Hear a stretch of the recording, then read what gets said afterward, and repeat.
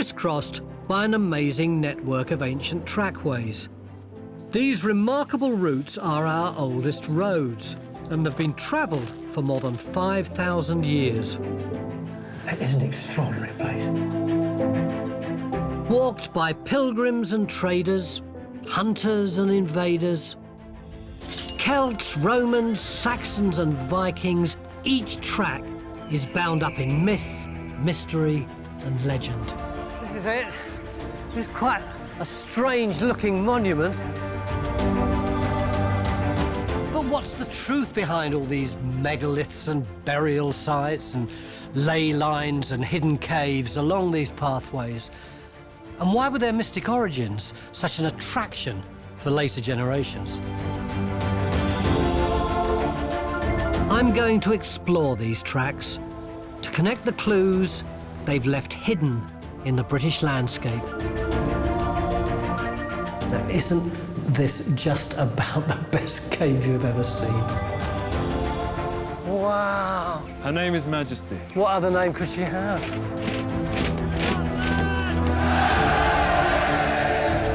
This week, I'm in East Anglia to find the Icknield Way.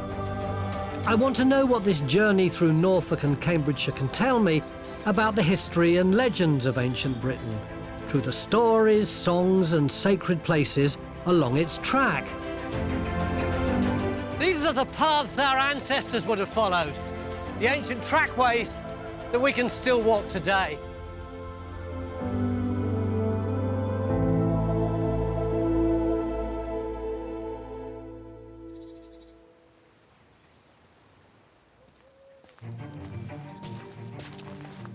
This is the Icknield Way. It's a great word, Icknield, isn't it? And nobody has a clue what it means. Some people say it might have something to do with the word Iceni, which was the name of Boudicca's tribe, and this was the pathway down which her victorious warriors went. Others say that it could come from an ancient British word for oxen, the oxen's way. But what I love is the fact that you've got this roadway snaking through East Anglia and across to the Chilterns and down towards the Downs and then towards Wessex, and at its heart is a mystery that none of us can decode.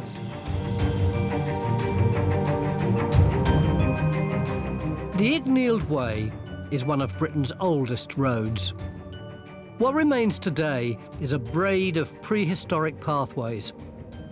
I'm going to explore this elusive path from the coast in Norfolk through Cambridgeshire and finish my journey at Whipsnade in the rolling hills of Bedfordshire.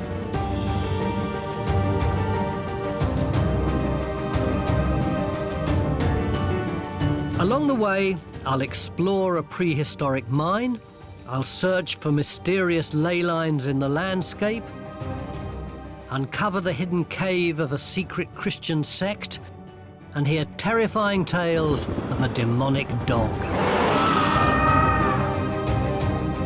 All of which will reveal to me how this ancient track was once used.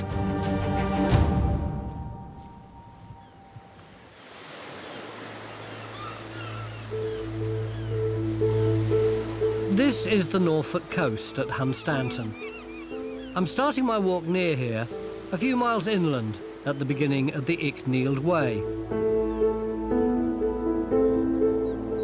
For the last few miles, I haven't seen much other than trees and grass and crops. It's like the Icknield Way is hiding its mysteries from me.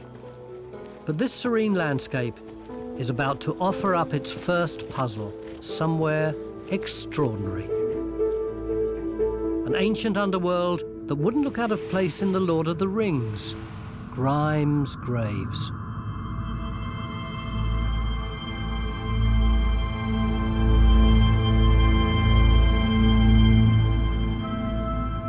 Grim was the Anglo-Saxon word for the devil. And when the early Saxon settlers arrived here along the ancient Icknield Way in the 5th and 6th century AD, they thought this ghostly place was his cemetery.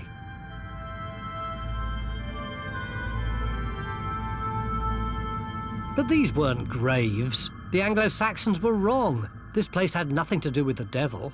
Far from it. The Icknield Way is just behind me, beyond that ridge. But I've come to this extraordinary moonscape just off the way. It's man-made, although a very long time ago. And to my mind, it's one of the most exciting archaeological sites in Britain. Why do I think that? Because a friend of mine dug it.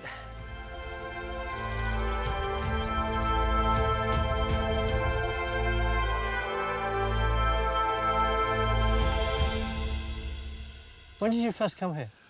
I came here to dig in 1972 and I left here after I'd finished 5 summers in 1976. So you were practically a teenager when you started? I was practically a teenager, but not quite, yeah.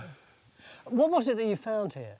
Well, I mean, for me, this was a site where I, died and gone to heaven because it was a Neolithic flint mine site. And I think by now you know how passionate I am about flints. Yeah.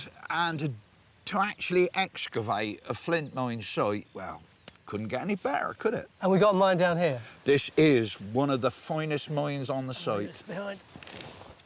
Oh, I know what I will need. This. Right, you going down first or me? No, you can carry on. You carry on. You hold that while I go will down? do. My God, it's a long drop. It's about, well, in old money, it's about 40 feet. So Yeah. we're looking at sort of 12 to 13 metres, if my memory serves me correctly. God, dear, oh dear.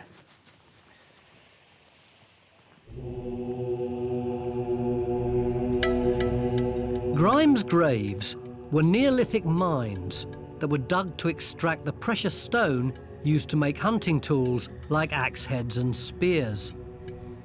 Descending this ladder into one of the 400 pits, I'm going back an incredible 4,500 years.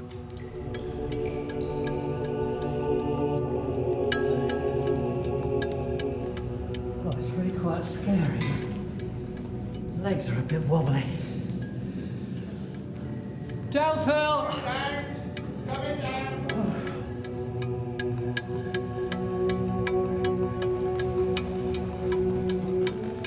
How on earth would Stone Age people have been able to dig a shaft this deep?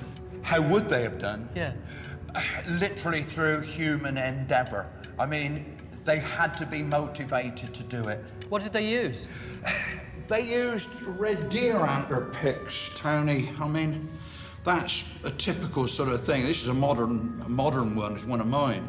But there are literally thousands and thousands of these things scattered through the galleries. How many blokes do you reckon were working at a time?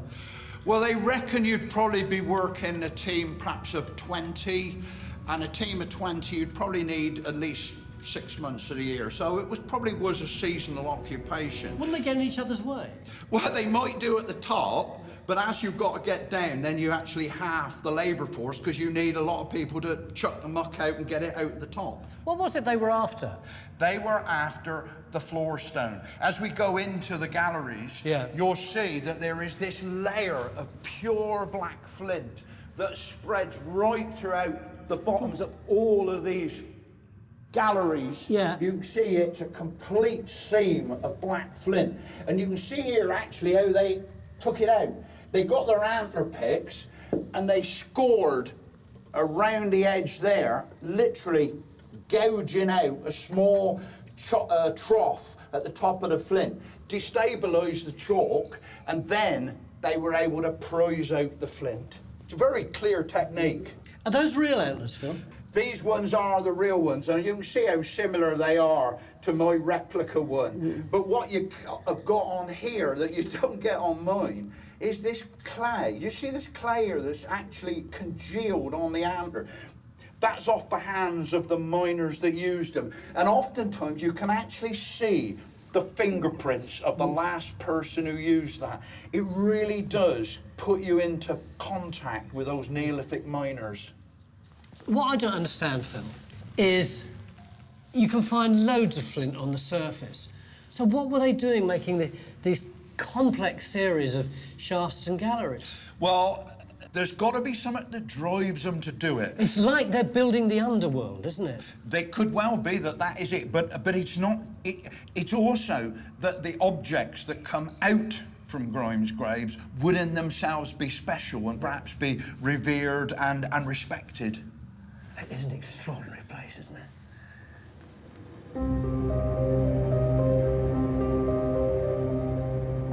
This was an industrial site, certainly, which no doubt used the Icknield Way as a distribution route.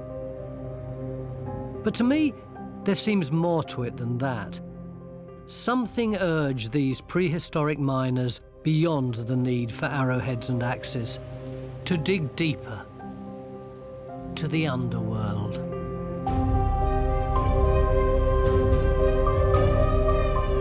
There are dozens of ancient stories about darkness and light and people going down into the underworld and coming back and people being reborn. So it does make a kind of sense that Neolithic people would have had some of the same preoccupations and might have enacted them out somewhere below me.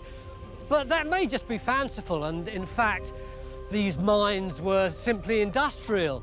We'll never know, will we? But what we can be sure of is that making them required an awful lot of people and a lot of skill.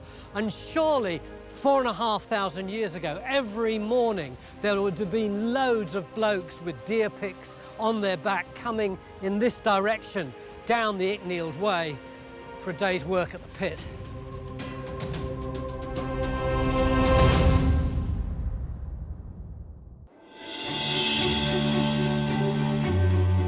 I'm pushing on now, back on the Icknield Way, believed to be one of the oldest roads in Britain. Well, I'm not at the moment. I'm at Thetford railway station.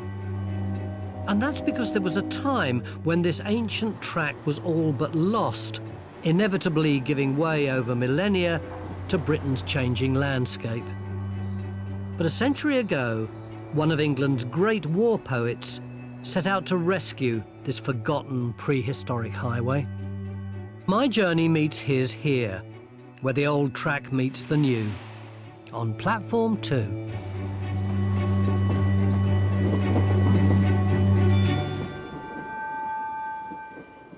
In the year 1911, a brilliant young man called Edward Thomas arrived here at Thetford station by train in order to embark on a journey back in time. In his book, he says that when he was on the train, he met this bloke, really fat man, about 18 stone, smoking a pipe, and he said to him, "Can you tell me where the Icknield Way is?" And the bloke said, "Well, I know where the best plane trees and oak trees are around here, and I know who's dead and who's living, and I know the price of the land. But the Icknield Way, never heard of it." And I reckon if you asked most people around here the same question today, you get pretty much the same answer. Thomas was a poet and journalist who had a mystic sense of the road. A compulsive walker, he tramped his way over much of the south of England. Between April and June 1911, Thomas doggedly searched for the missing Icknield Way and its long-lost story. At a stroke, the finished book caught the public imagination and poetically restored the magic of the Icknield. Its iconic opening line reading, "Much has been written of travel, far less of the road." I'm meeting his biographer Matthew Hollis at Thetford Priory. Why did he decide to walk the Icknield Way? Work. Thomas was a full-time critic. He considered himself a hack. He was, as he said to a friend around about that time, burning his candle at 3 ends, by which he meant he was working all hours to put money on the table for his family and to keep things going. And this was a job. So up he came, and he started here at Thetford, and on he went. So in those days he wasn't a poet? He wasn't a poet at this time. This was 1911 when he came to write this book, and the first poems he will write will be 3 years later. But what's interesting about the Icknield Way book is you can see him thinking about the poetry. You can even find lines in the Icknield Way that will eventually re-emerge in the poems themselves. Did he like this area? It was nice about Thetford. He saw it as the gateway to the Icknield Way. Some people like to choose between a landscape of hills and valleys, and others like a landscape of light and water. Now, if you're from this part of the world, in East Anglia, you choose the latter. You're used to the big skies and the colours and the water. Thomas wasn't from here. He lived in Hampshire. He looked west to Wales quite regularly. And here was a little bit flat for him. I feel a bit guilty about this walk, I have to admit. That there's him approaching it with all this physicality and commitment and striding off into the distance, whereas I can't find half of it, and I go off and stay in a hotel for the night, and I just feel a bit shambolic compared with him. How long did it take him? Well, there is a secret, because Thomas was capable of walking 10, 15, 20 miles a day. He was an incredibly athletic man. He composed in his head when he was walking. But when he wrote this book, he cheated. And he came here on 2 trips only, one during the summer of 1911 and once during the autumn. And even then, he rode a bike. And he finished the book in the British Museum, the British Library, as it was then. Why does that make me feel really good? Tragically, Edward Thomas left behind the chalky ridges of the Icknield Way for the fields of France and the First World War. He was killed, aged 39, on Easter Monday, 1917, the first day of the Battle of Arras. For him, a pathway like this one wasn't just a means of getting from A to B. It was almost a meditation. The rhythms that we set up walking along it would help us think and feel and create and get into ourselves. And he loved the way that we would interact with nature along our path and the way that we invested it with life. We say the path goes up the hill, the path goes back down again. No, it doesn't, it stays still. It's us who do the walking, but nevertheless, we feel as though it's alive.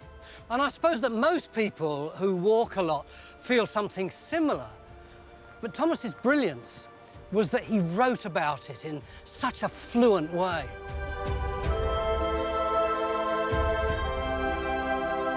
I think he got the measure of the Icknield Way quite early on.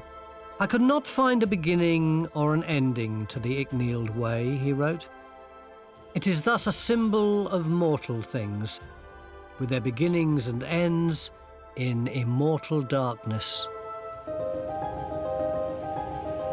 I've now left the heathland of Norfolk and crossed into Cambridgeshire, and am suddenly confronted by something that cuts dramatically across the Icknield Way, a place also described by Edward Thomas, the Devil's Dyke.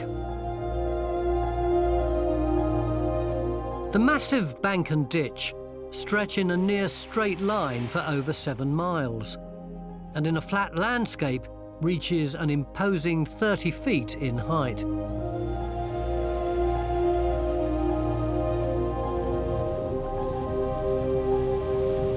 There's a local story that the devil gate crashed a wedding at a little town called Reach, a few miles in that direction. And he was kicked out by the guests, and he was so angry that on his way back to hell, he carved this enormous gash out of the landscape with his tail. Must have been a pretty big devil, wasn't he?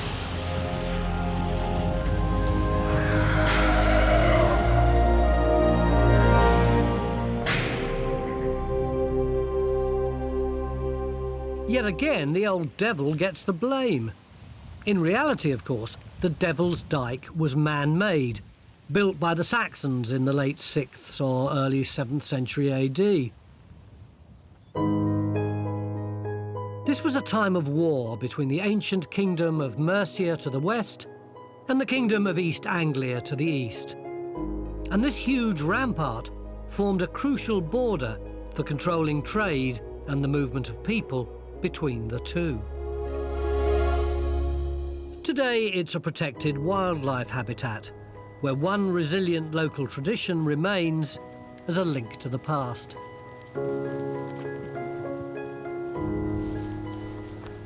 Hi, Martin. Hello there. Shall we have a look at these sheep? Yep, see if they'll come through.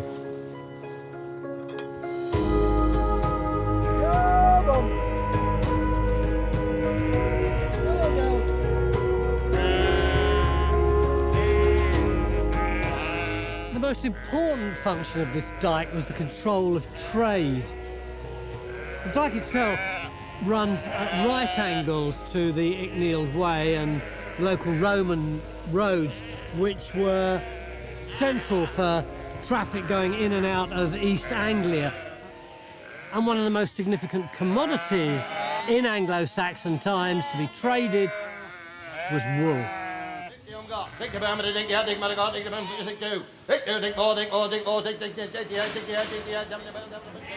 In Anglo-Saxon society, the great landowners counted their wealth in sheep. Tracks like the Icknield Way provided the route to market. By the wool boom of the Middle Ages, there was an enormous demand for wool clothing in Europe. If you owned land, you raised sheep. With top prices paid by the weavers of Flanders in Belgium, English wool was the crude oil of its day.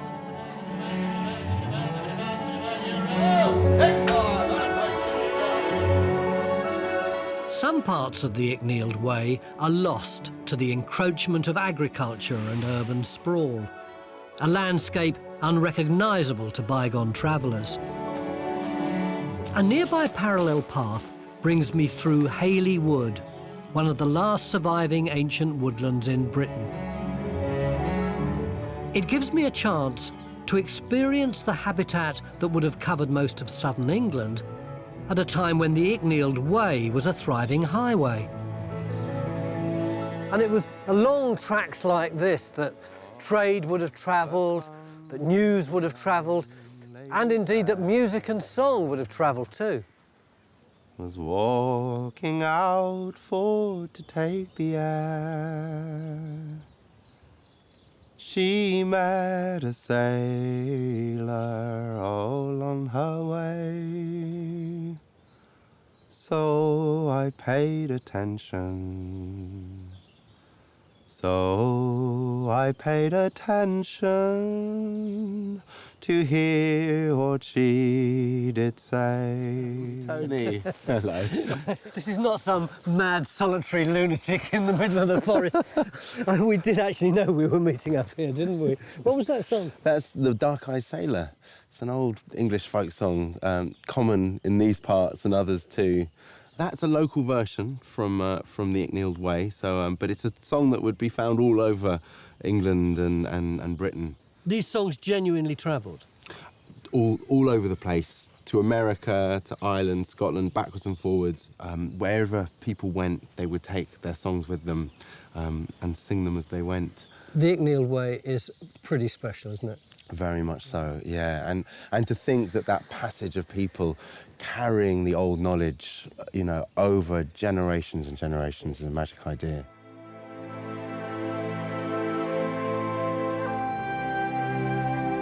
It's hard to resist this romantic idea of wandering minstrels in medieval England. For travellers along the Icknield Way, ballads and stories might have fired the imagination, but they wouldn't have filled their bellies. They only needed to look around them for that.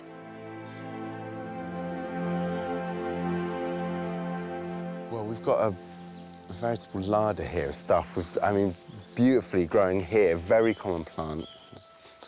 If you're looking for something pig-like, this is, have a sniff of that. That does smell like a pigsty. Yeah. This is my bacon sandwich, isn't it? Indeed. What is it? It's the hogweed, and a very common roadside plant. The younger shoots steam up beautifully to be a kind of asparagus alternative. Oh, so you don't eat the stinky part? No, that won't be very good for you. But got copious amounts of goosegrass, or sticky willy, as it's called. Oh, charming. Oh, yeah, yeah, it's just disgustingly sticky, isn't it? Yeah, have a chew on that. Really? Yeah, great for the immune system. And it's bitter. but it's actually immensely nutritious. Actually, it is quite. It's like a bitter, crunchy vegetable, isn't it? It's Like a chard. not or grassy something. at all. No. This is the Icknield Way service station, isn't it? Exactly, you're chemist. Yeah. But I did want to show you one other curious specimen, the woody nightshade. And these berries here, as delicious as they look, are deadly poisonous. And there is also a brilliant folk song connects to this plant here. Will you sing me off to it while I go on my way then? Would love to. It's Lord Randall. Oh, mother dear, let my bed be made, for I feel the gripe of the woody nightshade.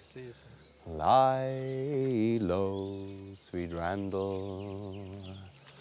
Come all you young men that do eat full well, and those that sup right merry. It's far better, I entreat, to have toads for your meat than to eat all the wild berry.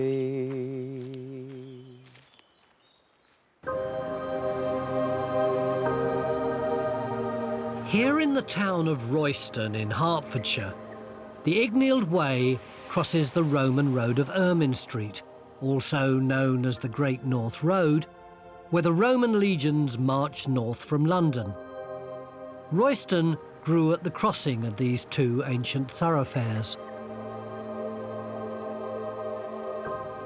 On the surface, this may look like any other charming town centre, but under this pavement beneath me is something strange. In 1742, workmen accidentally discovered a man-made cave with some unique, mysterious Christian carvings.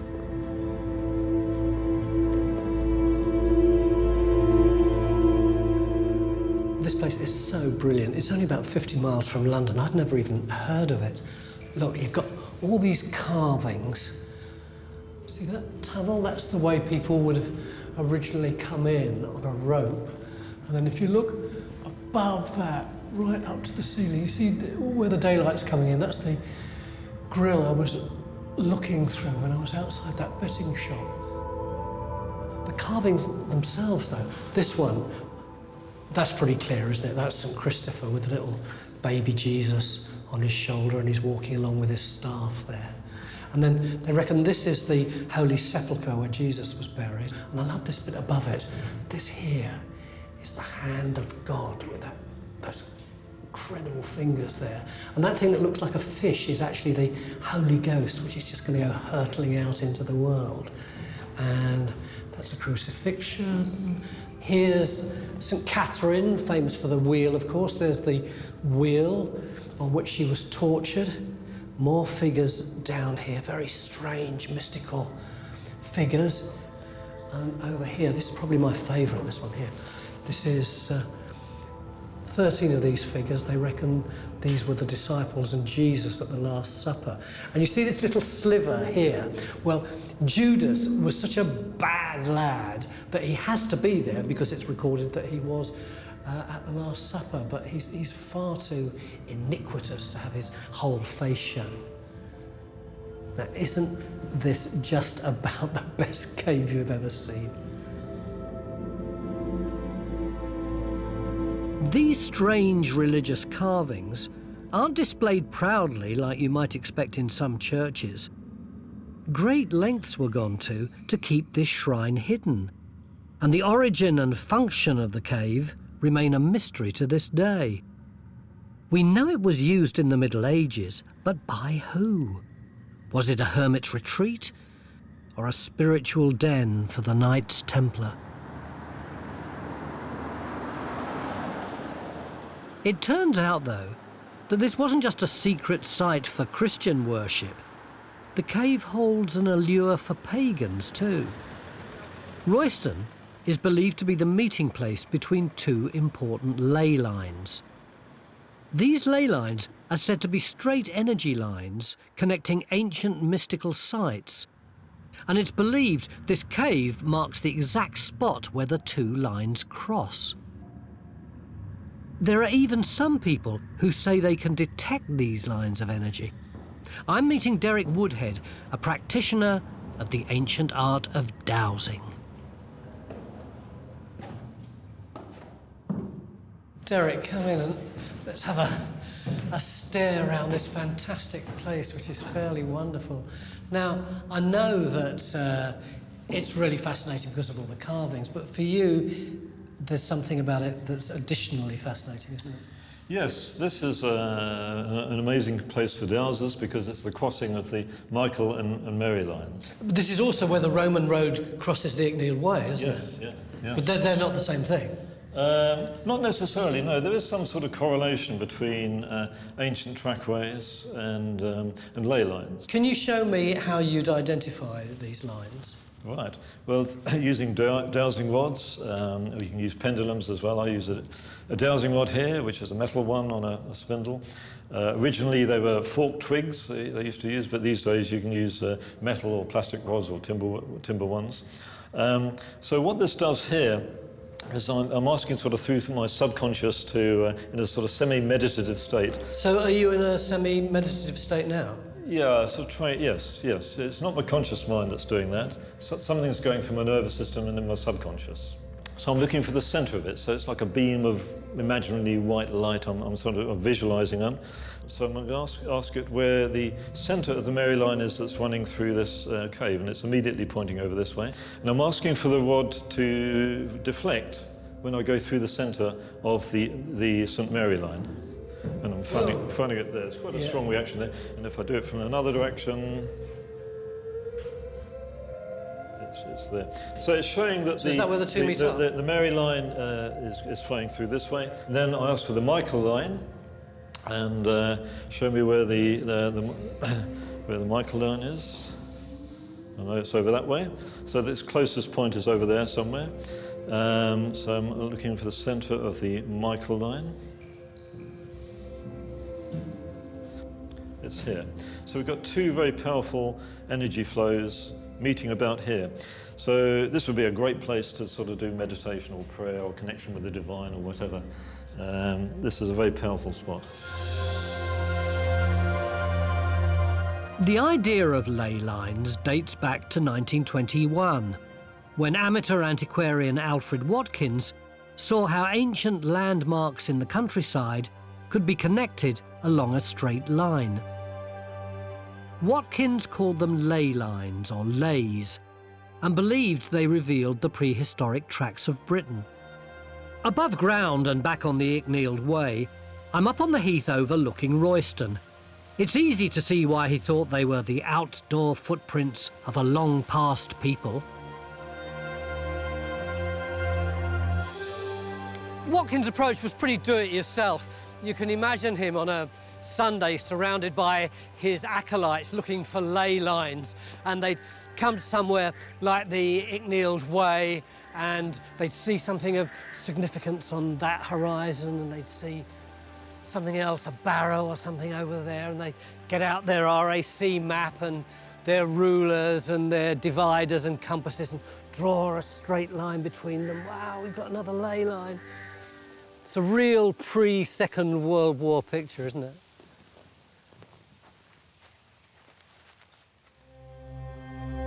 Watkins attracted acclaim and controversy in equal measure. He used strange reenactments to explain his theory about some of these sites, one of which was filmed.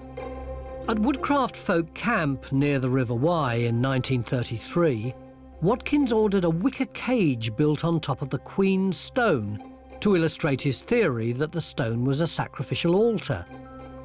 The cage contained 2 victims wearing loincloths. As a result of the success of his book, people set out all over the country to discover their own paths. I'm meeting the grandson of one of Watkins' disciples, who just happens to be a druid. Hello. Hello there. So your granddad was pretty involved with Watkins, wasn't he? Yes, he started the Straight Track Club with Watkins and ran it for 9 years while Watkins was still alive. What was the Straight Track Club?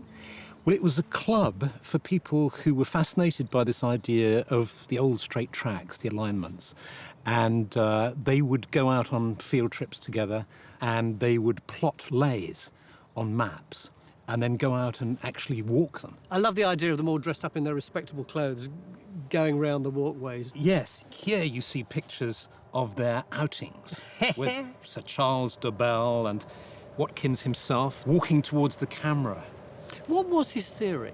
Well, his idea was that mounds, church spires, single standing trees on hilltops, niches in ridges and so on, were all aligned in a certain way. It was used to, the idea was that in prehistory, our ancestors used these particular markers as markways to help them navigate. It was a sort of ancient GPS system, really. They were particularly interested in the Icknield Way, weren't they? They were. In fact, in this book, towards the end, there's a cutting that my granddad put in from 1938 from the letters page of the Times, talking about the Icknield Way and about how it's not originally a Roman road, but was much older, was an old track. Why do you think Watkins' ideas were so attractive? I think his theories were so popular because his book was published in the 20s, after the First World War. We'd suffered the ravages of that war, so we yearned for the countryside.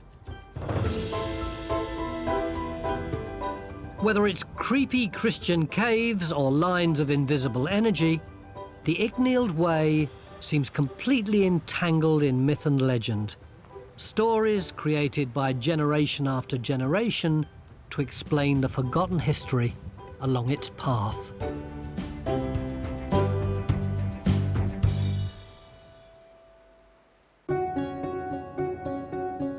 I'm now moving south along the highest part of the Icknield in Bedfordshire to where the landscape gives way to the suburbs of Greater London.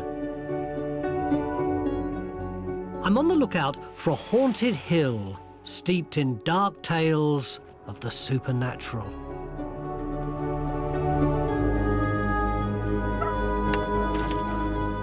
Over there is Galley Hill, and it's surrounded by stories of hangings and executions and witches.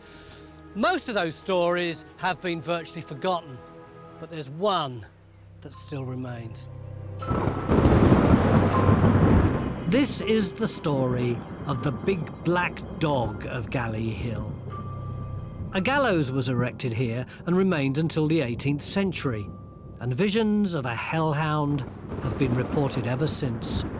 Stories of the black dog can be found throughout British folklore, often at places of execution and on ancient pathways, like this one. Once upon a time, hundreds of years ago, a storm arose over this hill. The fiercest storm in living memory, and all the people of the pretty little market town of Luton went indoors. Thunder and lightning crashed down, and a fork of lightning came out of the clouds, and it hit the gallows on Galley Hill, which erupted into flames, and out of the inferno came an enormous black dog. It sniffed around for a bit and then burrowed into the ashes and disappeared. And ever after that, if ever a traveller came by who had evil in his heart, the dog would appear again, tear open his chest, rip out his soul, and take his soul with him down to the bowels of hell. At least that's what I've been told, Carl. Thank you for coming to such a scary place to meet me today. Was there really a gallows on Galley Hill? Well, I think there's every reason to think that there was. The name is powerfully suggestive, and it's also just the right kind of place to put a gallows up. In what way? Well, it's on high ground, it's near a significant centre of population, and it's also amidst a number of different important routeways. So this is a very good place to make a spectacle of punishment and to deter malefactors. And it's actually on the Icknield Way, isn't it? So one could imagine that the images of all these people dangling and the stories to go with them would have travelled up and down the path. Yes, absolutely. So like in a present-day horror movie, you've actually put all the evil dead in one place overlooking your town. Yes, and I think that might be quite an interesting fact about the site, because some of those late burials, the people who we think might well have been the victims of the gallows, were interred at this site, not in a conventional way, but rather head first, inclined into the earth. So you insert them in that way, burying them head first, perhaps. So they'll go downwards. So that if they dig themselves out, they really dig themselves in. Yeah. And that is redolent of the kinds of beliefs that one sometimes finds associated with these sites, that they are populated by ghosts, by revenants, by the returning dead. I suppose that's where my story of the black dog fits in, doesn't it? This idea that he's dragging them all down into the bowels of hell. Very often the folkloric black dogs, that they can be benign, they can function as omens or portents, but in very many cases the black dogs have more than a whiff of the demonic or the infernal about them, and that seems to be the character of the dog that was putatively seen on Galley Hill. It's being portrayed as a hunter of souls, a bearer of souls off to the other world, and that sort of fits with a story about Galley Hill as a place populated by lost souls. Lost souls have been a recurring theme for me walking along the Icknield Way, following in the footsteps of all those long gone that have trod this track before me. The ghosts of the past return as you encounter their clues along the path. The Icknield Way itself becomes a sort of ghost line. I'm almost at the end of my journey now, following the Icknield Way as it snakes along the eastward spurs of the Chiltern Hills.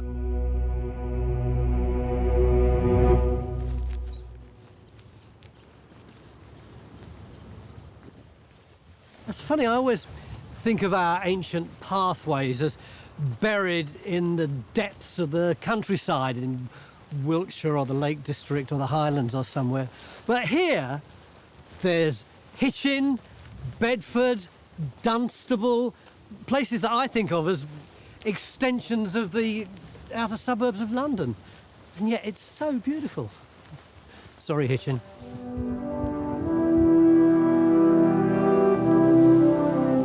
The Icknield Way brings me finally to Whipsnade Tree Cathedral, the end of my journey. So much of the track has been forgotten, but this part of it is about remembering, a natural memorial to the lost generation of the First World War. A symbol of how Britain, after the horrors of the Western Front, attempted to return to nature and the old ways. Created as a sanctuary for reflection, Whipsnade is a place where every year people return to remember the fallen under a leafy canopy. A place I think Edward Thomas, had he lived, would have loved.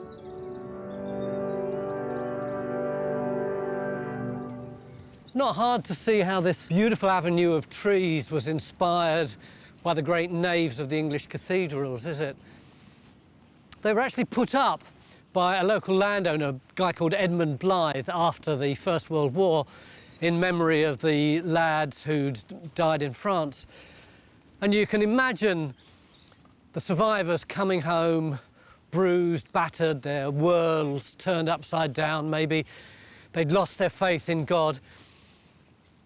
And these trees and bushes giving them some solace and a bit of calm to their shattered souls.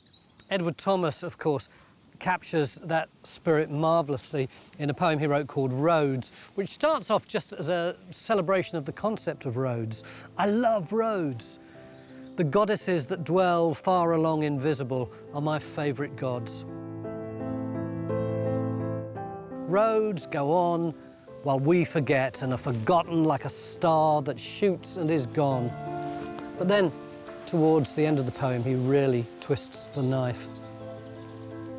Now all roads lead to France, and heavy is the tread of the living, but the dead returning lightly dance. Edward Thomas's message was for each of us to find our own road, and this has been mine, my Icknield Way. I've picked up the path near the Wash at Hunstanton, and have been guided along its route by prehistoric miners, war poets, ley lines and black dogs. In some ways, it's been both an emotional and an inspiring journey, but in the end, it's been a journey to feed the imagination. The Icknield Way isn't one of those heritage paths where you get a little green arrow at every junction to tell you whether to turn left or right. It's a confusing footpath. It turns back on itself. It splits into two sometimes, or even three, or you lose it completely and find it again another mile further on. But the reality is that a track like this isn't so much about the destination, it's about the journey. And I've had a fabulous time, even if, like the great poet Edward Thomas, I occasionally had to cheat a bit.